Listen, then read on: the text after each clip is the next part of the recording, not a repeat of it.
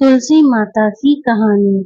कार्तिक महीने में सब औरतें तुलसी माता को सींचने जाती।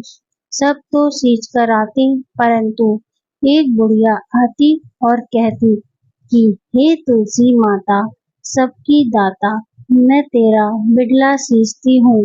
मुझे बहू दे, पीले रंग की धोती दे, मीठा मीठा घास दे, बैकुंठ में वास दे, चटक की चाल दे और 11 का दिन दे, कृष्णा का कंधा दे।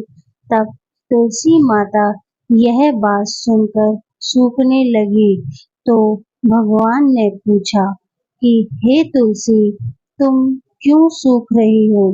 तुलसी माता ने कहा, मेरे मन की मत पूछो। तो भगवान ने कहा कि अगर मैं यह बात नहीं पूछूंगा तो कौन पूछेगा? तो तुलसी माता ने कहा कि एक बुढ़िया रोज आती है और यही बात कह जाती है, परंतु मैं सब बात तो पूरी कर दूंगी, लेकिन कृष्णा का कंधा कहाँ से दूंगी? तो कृष्ण भगवान बोले कि जब यह मरेगी तो अपने आप कंधा दे आऊंगा। तो बुढ़िया माई से कह दियो। बाद में बुढ़िया माई मर गई।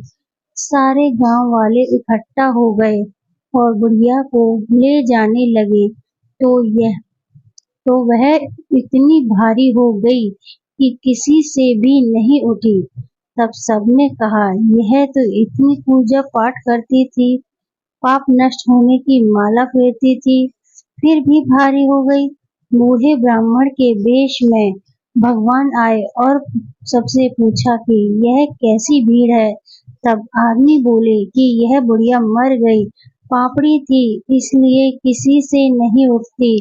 तो भगवान ने कान के पास जाकर कहा कि बुढ़िया माई, मन की निकाल ले, पीताम्बर की धोती ले, मीठा मीठा घास ले, बैकुंठ का वास ले, चटक की चाल ले, चंदन का काट ले, झालर की झागर, दाल भात को जीम और कृष्णा का कंधा ले।